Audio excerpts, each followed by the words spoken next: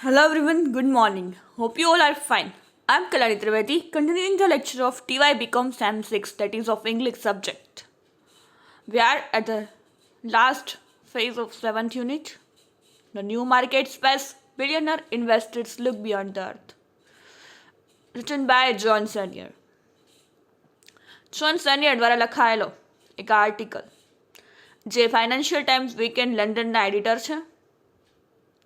Culture, technology અને capital પર એ વધારે એમના આર્ટિકલ્સ જોવા મળે છે. કો હોસ્ટ હતા ફાઇનાન્શિયલ ટાઈમ્સ કલ્ચર પોડકાસ્ટના, જેનું નામ હતું એવરીથિંગ એલ્સ. જેમણે એક જ આર્ટિકલમાં ઘણી બધી ટેકનોલોજી અને ભવિષ્યના દર્શન કરાવેલા છે. આપણે લાસ્ટમાં એક પાર્ટ અલગ અલગ પાડીને જોઈશું કે આખી સ્ટોરી શું વાત કરે છે. તો બી હું રોજ રિપીટ કરું છું કે કઈ વાત એડ થતી જાય છે. પેલું આપણે કીધું 21મી સદીમાં પહોંચ્યા છતાં આપણે ક્યાંય નથી. પરંતુ જ્યારે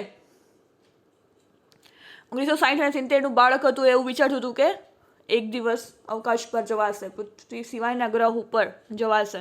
પરંતુ 21મી સદીમાં પહોંચી ગયા પણ આપણે ક્યાંય નથી. નેશનલ સ્પેસ એજન્સીઝ ઘણી ટ્રાયો કરી કે મૂન બેઝિસ હોટલ્સ અને ઘણું બધું ચંદ્ર પર કોલોની સ્થાપવીને બધું. પરંતુ સૌથી પહેલાં જોવા મળ્યું સ્ટેનલી કુબ્રિકની ભવિષ્ય દર્શન મૂવી. એક છે હોલિવૂડ મૂવી છે 2001 અ સ્પેસ ઓડિસી. એમાં આપણે ફર્સ્ટ ઓફ ઓલ ભવિષ્ય દર્શન કરાવેલું હતું. અમેરિકાની વાત હતી કે કઈ રીતે યુએસ ગવર્મેન્ટ એના પર પ્રાઇવેટ હેલ્થ પર કરે છે ઇન્વેસ્ટ. પછી 10 પ્રાઇવેટ કંપની જ્યાં સ્પેસ ટ્રાન્સપોર્ટ સાથે જોડાયેલી છે અત્યારે at present. SpaceX created by billion PayPal co-founder Elon Musk. SpaceX created by billionaire PayPal co-founder Elon Musk. Blue Origin founded by Amazon's chief executive Jeff Bezos. Space tourism driven by companies such as Sir Richard Branson's Virgin Galactic. Richard બ્રેન્સનની Virgin Galactic અને Jeff ગ્રિસનસનની XCOR aerospace. Aim to give super wealthy a taste કે સરસ મજાનું એ કામ કરે છે એના ઉપર. પછી વર્જિન ગેલેક્ટિક કેટલી આગળ વધી ચૂકી છે એની વાત કરી. 700 કન્ટ્રીઝમાંથી લગભગ 57 લોકોએ એમાં ઇન્ક્લુડ કરી લીધું છે. પછી એલન મસ્કની વાત કાલે આપણે જોઈ. નાઇટ ફ્રેન્કનો એક અહેવાલની વાત હતી. બેલીનો રિપોર્ટ જોયો. યુરોપ ઇન્ટરકોન્ટિનેન્ટલ અને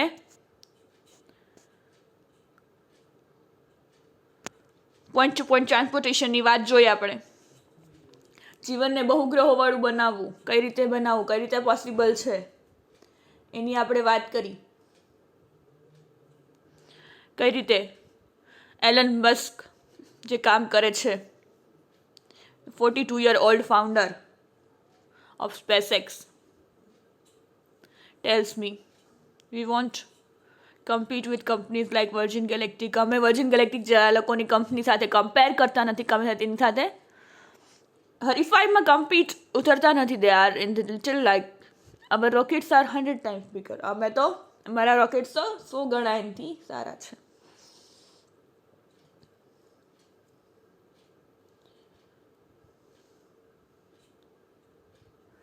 પછી વાત કરી SpaceX 2002ની.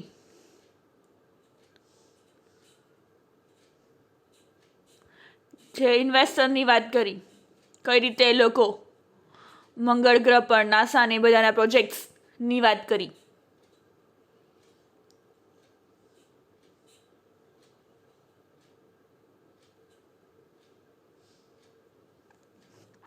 When I founded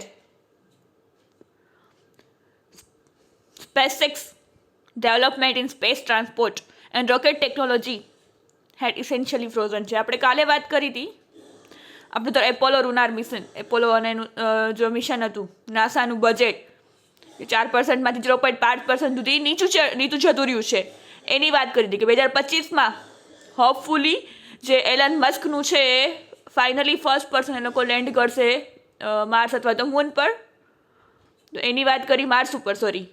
અને દેન કે નાસાનું કઈ રીતે જે લુનાર મિશનમાંથી 4% હતું બજેટ, એમાંથી ઘટીને 0.5% થતું રહ્યું છે. એ કાલે વાત કરી. Now we are at when I founded, Elon મસ્કની જ વાત હાલે છે, when I founded SpaceX development and space transport and rocket technology had essentially frozen. શું કહે છે?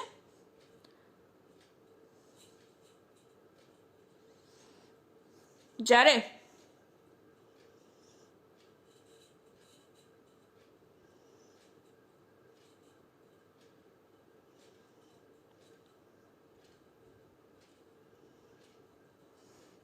when I founded SpaceX, જ્યારે મેં SpaceX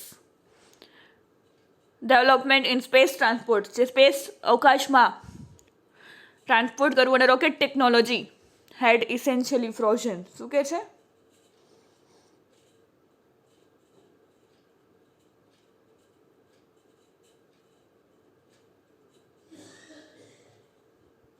કે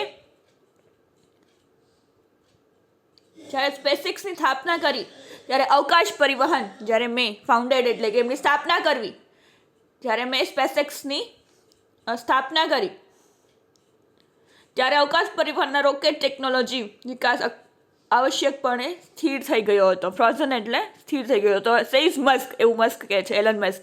the Russian had the same rockets they were using when the Soviet Union fell. શું કહે છે? Soviet યુનિયનના પતન વખતે રશિયાના પાસે જ રોકેટનો ઉપયોગ થતો હતો, જે રોકેટ્સ હતા એનો જ ઉપયોગ થતો હતો. The US had Boeing and Lockheed rockets that were designed in the last century. The only way technology in an field improves is a result of new entrants. Otherwise, there is a little incentive for the incumbents to get better. શું વાત કરે છે? Elon Musk કહે છે કે જ્યારે મેં સ્પેસએક્સની સ્થાપના કરી ત્યારે અવકાશ પરિવહન અને રોકેટ ટેકનોલોજીનો વિકાસ એ આવશ્યકપણે સ્થિર થઈ ગયો હતો. સોવિયત યુનિયનના પતન વખતે રશિયા પાસે તો એ જ રોકેટનો ઉપયોગ થતો હતો, જે એમની પાસે રોકેટ્સ હતા, પરંતુ યુએસ પાસે બોઇંગ અને લોકહીડ રોકેટ હતા, જે છેલ્લી સદીમાં જ ડિઝાઇન કરવામાં આવ્યા હતા, હમણાં લાસ્ટ યર. કોઈપણ ક્ષેત્રમાં તકનીકી સુધારા થવાનો એકમાત્ર રસ્તો નવો પરિણામ છે, પ્રવેશ, અન્યથા આવનારાઓને વધુ સારું થવાનું પ્રોત્સાહન મળતું નથી, આવું મસ્ક કહે છે. Would Musk like to visit Mars himself? શું મસ્ક જાતે જ મંગળની મુલાકાત લેવાનું પસંદ કરશે? Whether I go is secondary matter.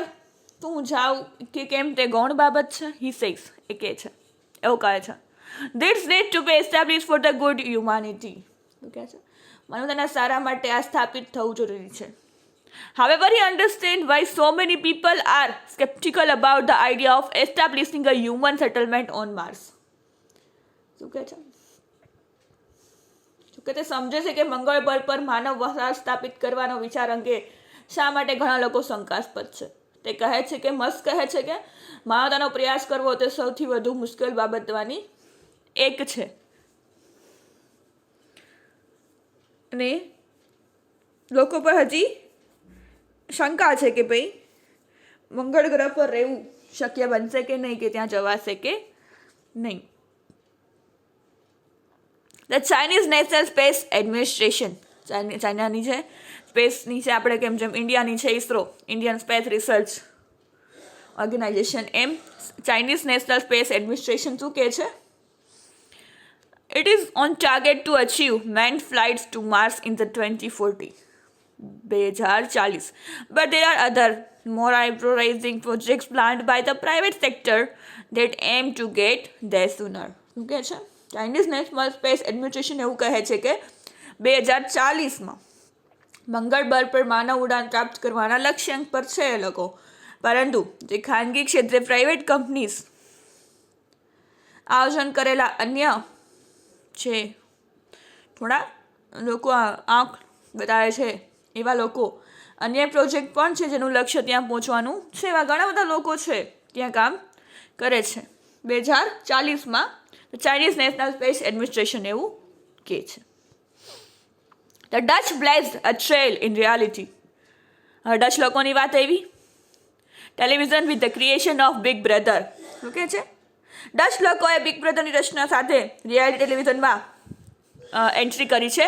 Now they are taking the genre to another planet. હવે એ લોકો આ થઈને બીજા ગ્રહ પર લઈ જઈ રહ્યા છે. Last year Bas Lansdorp, a 36-year-old Dutch entrepreneur, advertised for volunteers willing to embark on a one-way trip to Mars to set up a human colony. શું કહે છે? ડચ લોકોએ પણ બિગ બ્રધરની રચના સાથે રિયાલિટી ટેલિવિઝનમાં એન્ટ્રી કરી છે. હવે તો આ શૈલીને બીજા ગ્રહ પર પણ લઈ જઈ રહ્યા છે. ગયા પછી ડચ ઉદ્યોગ સાહસિક નામ એવું છે બેસ લેન્સ્ટ્રોપ, 36 વર્ષના જે છે એ માનવ વસાહત સ્થાપવા માટે મંગળની એક માર્ગીય યાત્રા પર જવા તૈયાર એવા સ્વયંસેવકોની જાહેરાત કરી હતી. તેમણે અવકાશયાત્રી પસંદગી પ્રક્રિયાથી લઈને મંગળ ગ્રહ પરના અગ્રણીઓના સમય સુધીના આખા એન્ટરપ્રિન્યોર્સ વાત કરી. He plans to foot most of the $4 billion bill by staying a global media event with TV coverage of the entire enterprise from the astronaut selection process to the pioneers' time on Mars. We are in advanced negotiation with a major US studio, says Lenstrop. બેસ લેન્થ્રોપની વાત આવી છે અહીંયા. જે ડચની વાત છે કે ગયા વર્ષે જે ડચે ઉદ્યોગ સાહસિક બ્લેસ લેન્સ પર માનવ વસાહત સ્થાપવા માટે મંગળની એક માર્ગીય યાત્રા પર જવા તૈયાર એવા સ્વયંસેવકોની જાહેરાત કરી હતી. તેમણે અવકાશયાત્રીની પસંદગી પ્રક્રિયાથી લઈને મંગળ ગ્રહ પરના અગ્રણીઓના સમય સુધીના આખા એન્ટરપ્રાઇઝ ટીવી કવરેજ સાથે વૈશ્વિક મીડિયા ઇવેન્ટનું સ્ટેજિંગ કરીને $4 બિલિયન સરસ મજાનું સ્ટેજિંગ મોટા ભાગનું પગલું ભરવાની યોજના બનાવી છે. લેન્સઅપ કહે છે કે અમે યુએસએના મોટા સ્ટુડિયો સાથે અગાઉથી જ વાતચીતો કરી રહ્યા છીએ. Project cold Mars 1. આ પ્રોજેક્ટનું નામ છે માર્સ 1.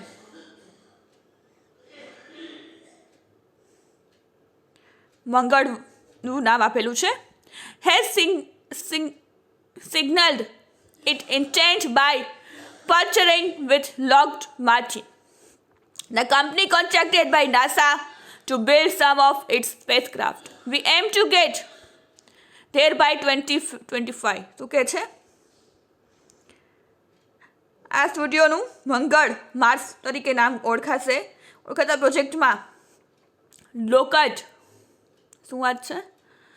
માર્ટિન સાથે ભાગીદારી કરીને કેટલાક સ્પેસક્રાફ્ટ બનાવવાની કંપનીએ સંકેત આપ્યા છે. અમારું લક્ષ્ય એ છે કે આપણે ત્યાં 2025 સુધી પહોંચીએ. લેન્ડસ્કેપ કહે છે, હું નિર્દેશ કરું છું કે મંગળ એક ઘણા વિક્ષેપકારોને આકર્ષ્યા છે કે જે કહે છે કે આ પ્રોજેક્ટ વૈજ્ઞાનિક રૂપે અયોગ્ય છે. ઘણા વિવેચનોથી ખબર નથી